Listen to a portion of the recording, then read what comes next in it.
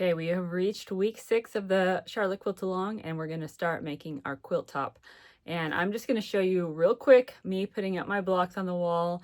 I'm going to kind of play around with them, and then when I get to the part where I need to cut the blocks for the top and the side setting triangles, I will stop the fast motion and show you how I do that and how I decide where everything's going to go and everything. And then I'm just going to sew everything together. I think what I'm going to try is, right now I'm going to work on my grunge quilt. And then I also have my poppy seeds quilt. So I think right now I'm going to make the grunge quilt first. I'm going to show that in this video. And then on Tuesday, instead of just doing a live Q&A, I'm going to do a live quilt top construction. So you can ask questions and I'll answer those. But I will also just be making my quilt, or at least working on part of it or something. I don't know how long it's going to be, or yeah, we'll see. If there's anything that I don't answer in this video, make sure that you are there to see that video. Hopefully I will address everything, which is one of the nice things about making 2 quilts, is that I've got 2 chances to explain it all. Right now I'm going to lay out my quilt top for my grunge quilt, and then I will work on cutting the triangles for the sides.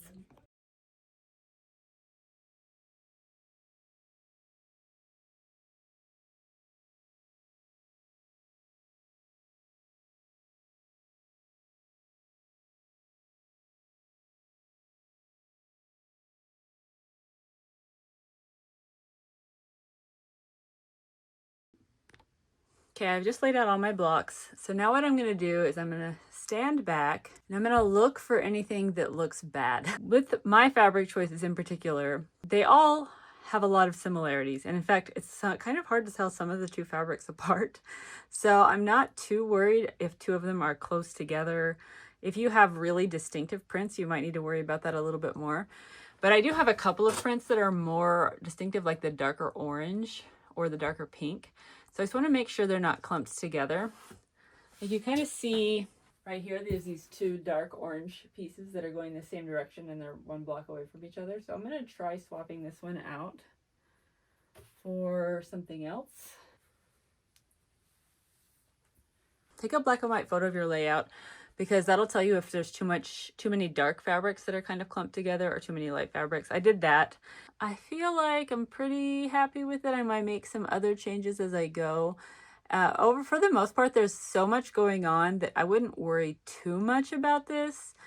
If there are 2 fabrics that are touching, that's probably the most important thing. But I have places where there are fabrics right next to each other and I don't feel like it's super obvious. I'm going to probably make a couple more little changes, but you could sit and look at it forever and make infinity changes and never be happy with it. So at some point you just have to start sewing. So right here I have 2 fabrics that are the same. Here I have 2 fabrics that are the same, so I'm going to swap this one out. That. Oh, no, those are the same fabric. Let's try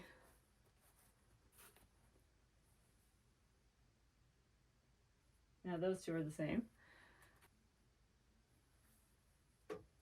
That's probably good. I was trying to avoid putting another peachy colored fabric here because there's a peach and a peach, even though they're not the same. Okay, I think I'm okay with where we're at. So I'm going to leave things as they are. So let me show you how I work on cutting this setting triangles for my quilt.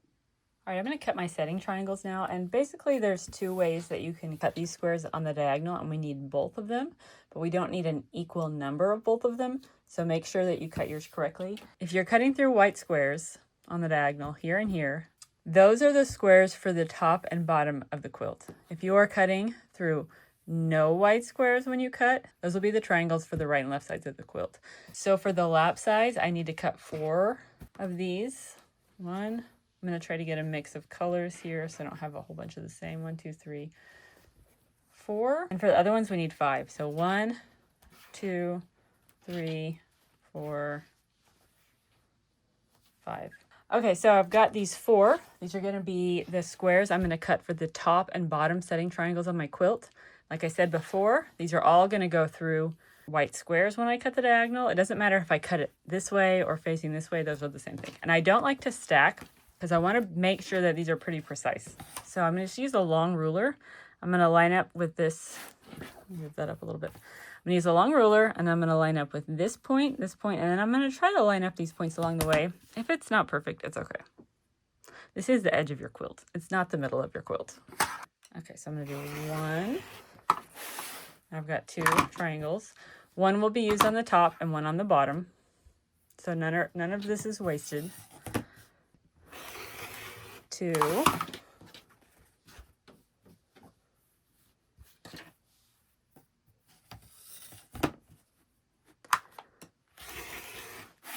Three.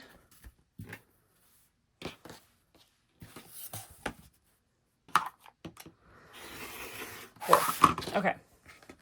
So now I'm going to cut the side ones, and there are 5 of them. So remember, this time I'm going to cut through no white squares. They're going to go, your diagonal will go through all feature fabric. 1, 2, 3, 4, 5. Okay, now I'm going to point the camera at the quilt so you can see how I'm going to line them up. I've got my 2 stacks right here. Okay, see how there's the longer piece that doesn't have any seams in it that are at the bottom of each block? So those ones will go on the top row since those are the bottom of the blocks. So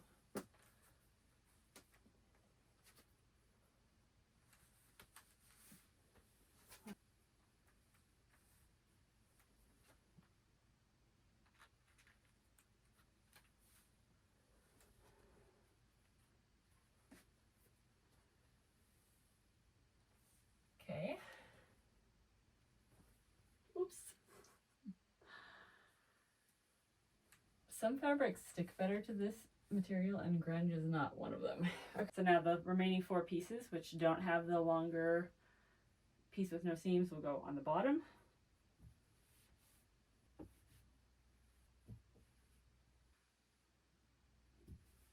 Part that goes on the right side of the quilt will be the part with the big square on the corner.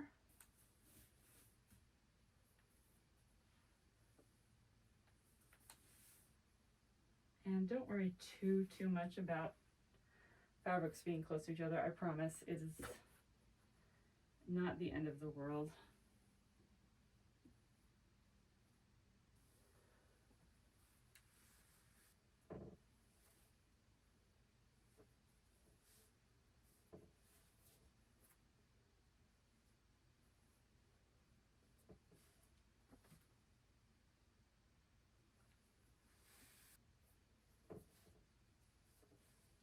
All right, good enough.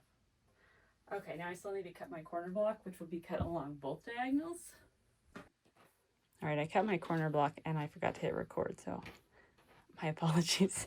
I cut along both diagonals. Let's figure out where we're going to put these on the quilt. So if I'm looking at the, so that will go up here.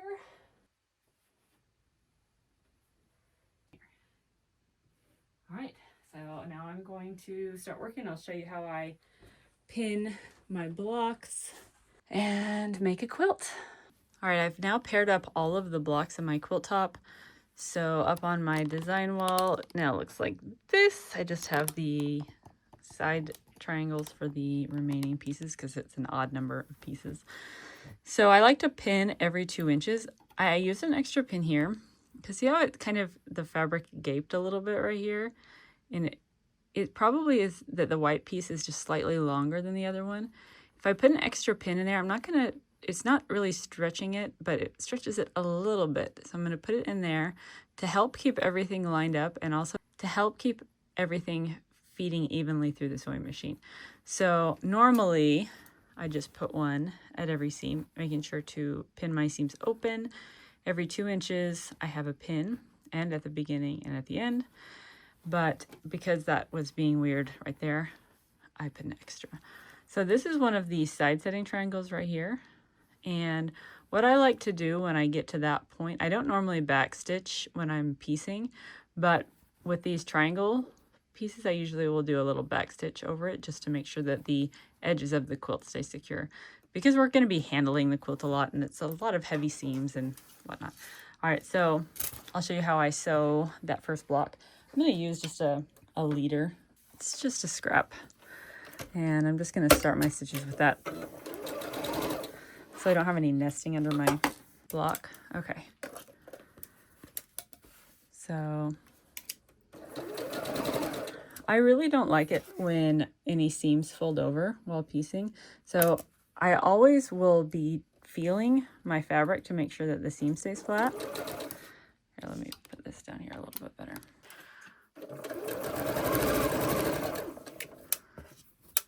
I would rather piece a little bit more slowly and have everything be accurate than have to fix anything.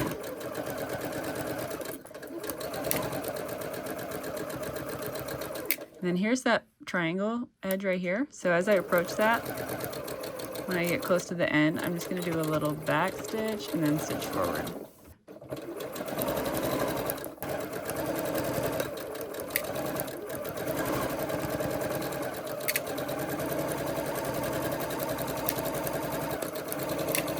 That's time to sew it. So I'm just going to keep pairing up until I have all my rows made. Okay, I'm going to show you one more thing, and then I am going to just finish my quilt. If you have any other questions, I can answer them when I put together this quilt on Tuesday. But the corner pieces, it might feel a little bit weird, but they're going to be seams that line up. So when I sew the corner on, the main thing I'm prioritizing is just matching up any seams. Just line up the seams, pin and attach it, and it will work out great.